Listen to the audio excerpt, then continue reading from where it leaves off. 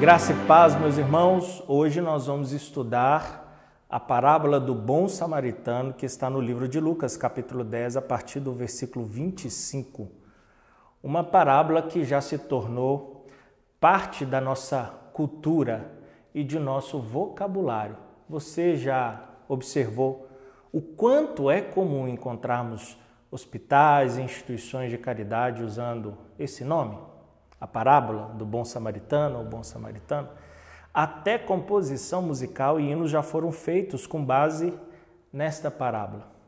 E eu queria trazer a título de curiosidade, você vai encontrar até mesmo uma hospedaria do bom samaritano, por incrível que pareça, no meio do caminho de Jerusalém para Jericó. E a parábola que nós vamos estudar hoje, ela descreve que o caminho, a caminho de Jerusalém, Jesus foi questionado por um estudioso das Escrituras do Velho Testamento a respeito de como fazer para herdar a vida eterna. E esse jovem teólogo e questionador, naturalmente, não fez a pergunta por ignorância, mas porque queria testar Jesus e ouvir as suas explicações sobre as Escrituras e esse texto.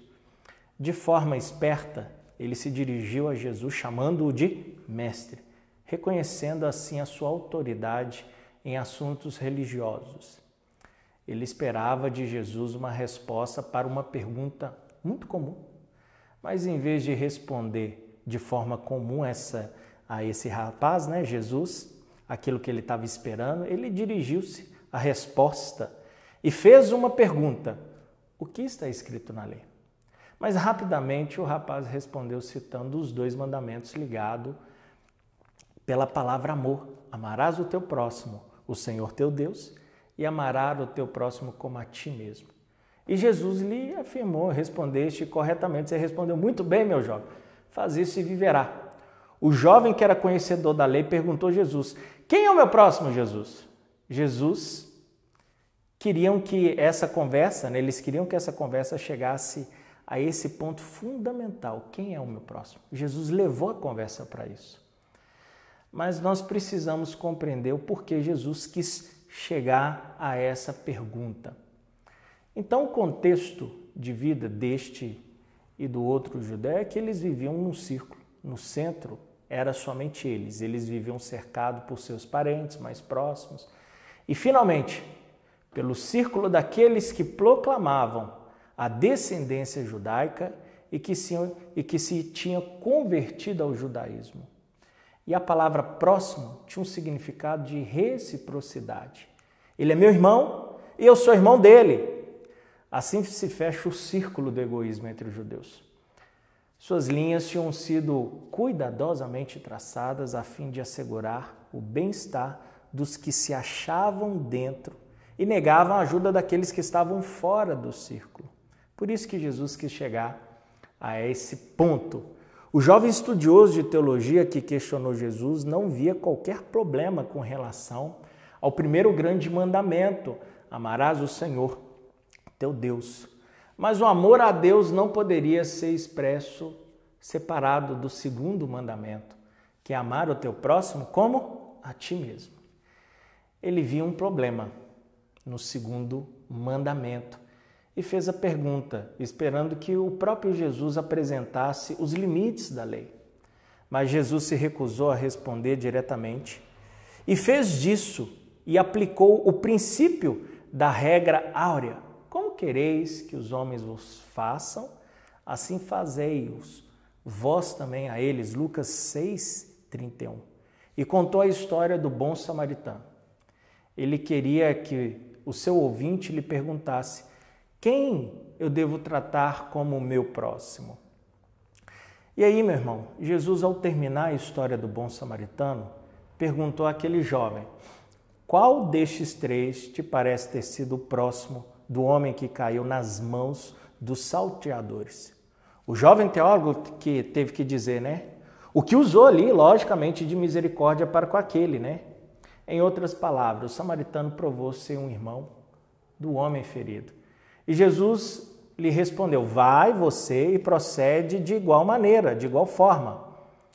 Se você observar na parábola, 5 pessoas são mencionadas, com exceção dos ladrões. Estão nas seguintes ordens, né?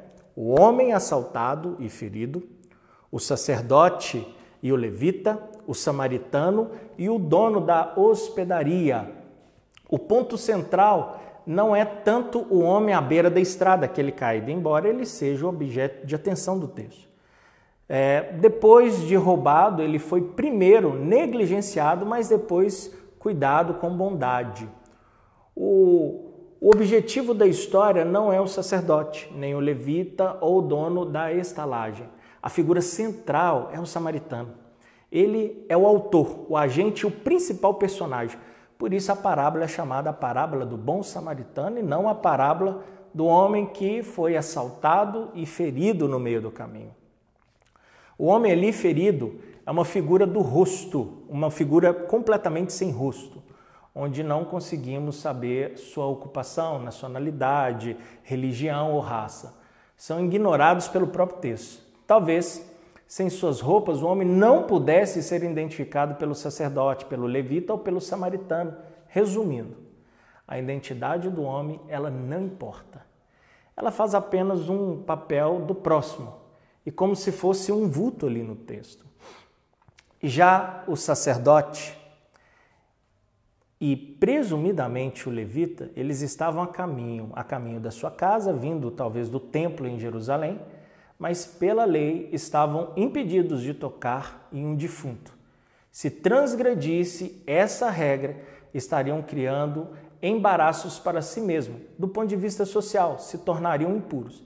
Do ponto de vista financeiro, eles teriam que pagar o funeral. E do ponto de vista profissionalmente, eles seriam suspensos dos seus ofícios sacerdotais e levíticos por tocar naquele homem.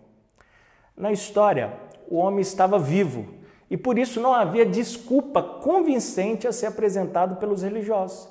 Se tiveram medo de cair numa emboscada ou tinham um coração duro, ou se acreditavam estar interferindo ali no julgamento soberano de Deus, ou se eram vaidosos demais a respeito da sua posição de líderes religiosos para ajudar uma vítima desafortunada.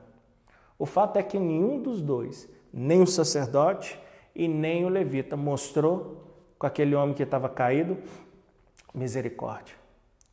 Embora a história possa se referir a um incidente recente, atual, Jesus é o criador da parábola. E ao contar a parábola do bom samaritano, ele chama a nossa atenção e do seu ouvinte, daquele jovem, pelo menos em 2 paralelos que estão ali no Velho Testamento. Eu gostaria de citar um deles, o primeiro, que é o relato registrado em 2 Crônicas, capítulo 28, a partir do versículo 5, fala do povo de Jerusalém e Judá, durante o reinado de Acás em 734 a.C., que foi levado cativo para Samaria. O relato ele termina com essas palavras: homens foram designados nominalmente, os quais se levantaram e tomaram os cativos e o despojo, e vestiram todos os que estavam nus, vestiram-nos, calçaram-nos e lhe deram de comer e de beber, e os ungiram. E todos os que por fraco não podiam andar, levaram sobre jumentos a Jericó, cidade das palmeiras, e a seus irmãos. Então voltaram novamente para Samaria. Jesus, ao ensinar a parábola de modo a fazê-la soar como uma passagem familiar das Escrituras, Jesus demonstra que suas palavras são uma continuação da própria Escritura e uma explicação da lei e dos profetas. Assim, a sua habilidosa exposição do 2º grande mandamento, amarás o teu próximo como a ti mesmo, revela uma perspectiva mais profunda. Jesus está se mostrando como intérprete da lei. Ele fez o jovem teólogo fazer isso e viverás. Ele orienta o jovem a fazer isso. Mas quem é o meu próximo? O próximo não é uma pessoa atraente, infelizmente. Na parábola, ele é mostrado sujo de sangue, nu e semi-morto. não tem condições para retribuir o amor, o dinheiro, as roupas. Ele precisa de ajuda e não tem como te devolver isso. Meus irmãos, não deixe de atender esse próximo. Isso incorre na ira divina, pois significa não apenas transgredir o segundo grande mandamento, mas também é deixar de praticar o primeiro grande mandamento.